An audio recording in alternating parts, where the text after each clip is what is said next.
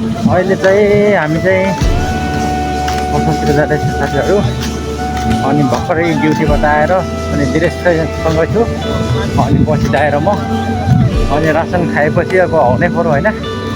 त्यसैले अब बसेर जाएपछि होइन अलिकति भए किन पर्ने हुन्छ। त्यही भएर अरे भाइ छन् है ल त अब हामी चाहिँ साइकलमा रहेछ नि हामी चाहिँ हिँडेर टाढा जानुपर्छ कि यहाँ त अझ पर घुम्ती छ नि घुम्तीबाट अझ टाढा जानुपर्ने हुन्छ है। यस्तो छ गाइस अब के गर्नु दिनभरि ड्युटी पसिना र पसिना हुँदै है। अनि बेलुकी भयो अब खाना पकाउने रासनको पैसा किन जाऊ रासन किन रासन ल्याऊ पकाऊ भोलि बेलामा फेरि चाँडै उठ। अब त बुढीलाई लिएरै रहन पलास्तो छ क्या अवस्था चाहिँ। आफूले काम मात्र गर्ने अनि बुढीलाई चाहिँ खाना मात्रै पकाउनु पर्ने होला जस्तो छ गाइस है। अब के गर्नु अब बुढी नेपालमा आफू विदेशमा यस्तो छ गाइस है त। रात पर्छ अहिले 8:30 भइसक्यो गाइस है। हामी चाहिँ अहिले पछाडितिर जाँदैछौँ पछाडि ल्याउनु हुन्छ टक्क लाएर है।